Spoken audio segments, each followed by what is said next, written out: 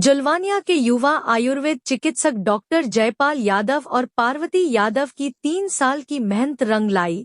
Anorectal medical device पर भारत सरकार ने दिया पेटेंट। आज की बड़ी खबर बड़वानी जिले से है, जहां गांव की प्रतिभा ने राष्ट्रीय स्तर पर अपनी पहचान बनाई है। सीमित संसाधनों के बावजूद लगातार 3 वर्षों की मेहनत और शोध के बाद युवा आयुर्वेद चिकित्सक डॉक्टर जयपाल यादव और उनकी पत्नी पार्वती यादव को भारत सरकार से बड़ी उपलब्धि मिली है। कहते हैं, मेहनत और हौसले के सामने मुश्किलें भी हार जाती हैं। इस कहावत को सच कर दिखाया है बड़वानी जिले के ग्राम जुलवानिया निवासी डॉक्टर जयपाल यादव एवं पार्वती यादव ने। दोनों के अभिनव मेडिकल आविष्कार को भारत सरकार के पेटेंट कार्यालय ने 9 जुलाई 2026 को पेटेंट प्रदान किया है। युवा आयुर्वेद चिकित्सक डॉक्टर जयपाल यादव ने मरीजों की समस्याओं का वर्षों तक अध्ययन करने के बाद एनोरेक्टल रोगों के प्रबंधन के लिए एक बहुउपयोगी मेडिकल डिवाइस विकसित की है। इस उपकरण में एनीमा, नियंत्रित एनल डायलेशन,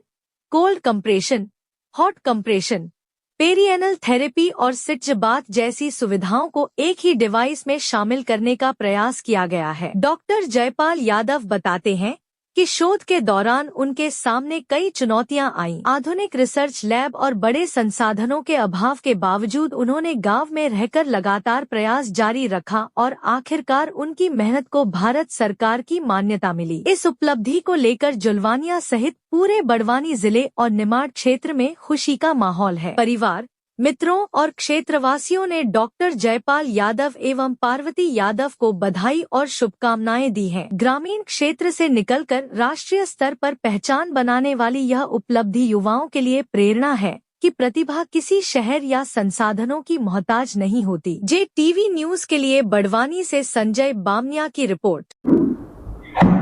सर, आपका परिचय? मैं डॉक्टर जयपाल यादव ग्राम जुलवानिया का निवासी हूँ। 12वीं क्लास तक मैंने शासकीय माध्यमिक उच्चतर माध्यमिक विद्यालय जुलवानिया में अध्ययनरत रहा हूँ। उसके बाद आयुर्वेद की डिग्री मैंने BMS की डिग्री शासकीय आयुर्वेदिक महाविद्यालय कानपुर से प्राप्त की।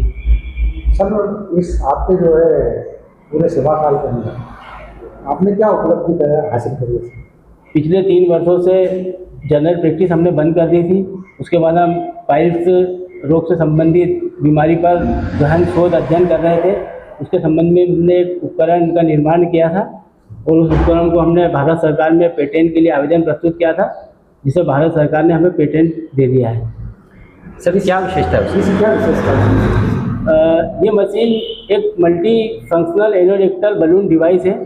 एक मशीन द्वारा कई प्रकार के कार्य किए जाते हैं। सर्वप्रथम इसमें हम बताएंगे कि जैसे आम समस्या कॉन्स्टिपेशन की है, तो इस मशीन के द्वारा हम एनीमा देते हैं, जिससे कॉन्स्टिपेशन की समस्या खत्म हो जाती है। दूसरा, बवासीर में रक्त स्त्राव, जिसे हम खून का बहना कहते हैं, बहुत आम समस्या है, तो इस डिवाइस के माध्यम से हम हॉट कोल्ड कंप्रेस करते हैं, जिससे खून का बहना बंद हो जाता है। नमने के कारण उसको दर्द में तुरंत आराम मिल जाता है। दूसरा, इसे हम हार्ट कंप्रेशन करते हैं, जिससे एनल केनाल विस्तारित होती है, ब्लड फ्लो बढ़ता है, फीशर वगैरह के घाव हील होने में काफ़ी इससे मदद मिलती है। दूसरा ये कि जब फीशर हो जाता है तो उसमें एक लेटर इंटरनल स्फिंक्टरोटॉमी सर्जरी का विकल्प रहता है। तो हमारी बहुत कोशिश इसमें ये कि हम उस सर्जरी तक न जा पाए और इससे एनल केनाल डायलेशन करते हैं, जिससे एनल केनाल में होने वाले टिश्यू विस्तारित होते हैं। इंटरनल स्फिंक्टर का जो स्पाज्म होता है वो इससे दूर होता है, जिससे फीसर का घाव भरने में बहुत मदद मिलती है और बहुत हद तक ऐसी संभावना हो सकती है कि ये फीसर को बहुत अच्छे से ठीक कर देता है। सर, इसके निर्माण के लिए जो आपने जो अपना समय दिया है, तो कितने वर्ष लगे सर इसमें? 3 साल से हम लगातार इसी उपकरण पर मेहनत कर रहे हैं। अच्छा, इस दौरान आपको कुछ पारिवारिक सामाजिक समस्या या आर्थिक समस्या भी? आर्थिक समस्या हमको बहुत आई। पहले हम जनरल प्रैक्टिस करते थे, 3 साल से हमने वो प्रैक्टिस बंद कर दी थी, तो उस कारण जनरल मरीज हम देख नहीं पाते थे। सिर्फ बवासीर से संबंधित पेशेंट आते थे, तो आर्थिक समस्या बहुत है, क्योंकि उसको उपकरण को बनाना, इसका पेटेंट कराना, इसको मेंटेन करना, इसके अलग अलग पार्ट्स लाना, इसको जोड़ना, इसको देखना, कई बार डिवाइस फेल भी हो जाता है, कई बार एक जैसी चीज़ बन नहीं पाती है, तो इसमें हमको बहुत खर्चा आ गया और बहुत समय, और कई बार थोड़ा सा सही बन भी नहीं पाता। उसके बाद हमने बार बार कोशिश करी और बार बार इसका निर्माण करा और आखिर में हमने सफलता प्राप्त।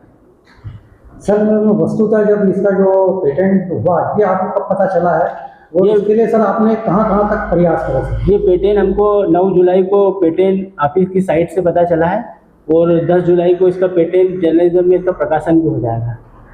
अच्छा, लगभग कितने मूल्य की लगभग जो है इसका निर्माण होगा सर इस मशीन का, अगर भविष्य में अगर तय होता है तो? इस मशीन की मरीज के लिए लागत हम करीब 1500 से 2000 रुपये मान सकते हैं। 1500 से 2000 रुपये में एक मरीज को पूर्ण चिकित्सा उपलब्ध हो जाएगी।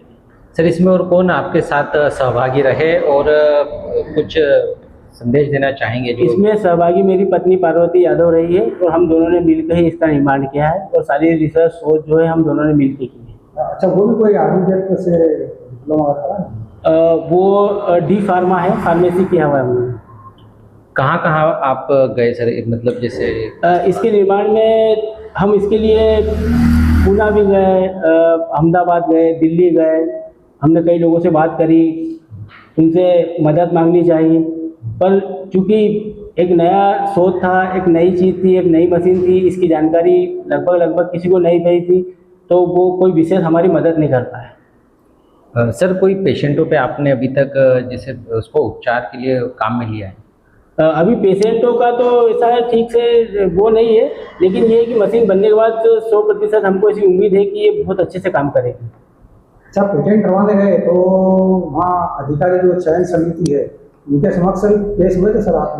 नहीं, उनके देखो बहुत अच्छा क्वेश्चन है आपका। एक्चुअली पेटेंट में क्या होता है, सबसे पहले पेटेंट फाइल करते हैं। पेटेंट फाइल करने के बाद वहाँ पे फर्स्ट एग्जामिनेशन रिपोर्ट आती है।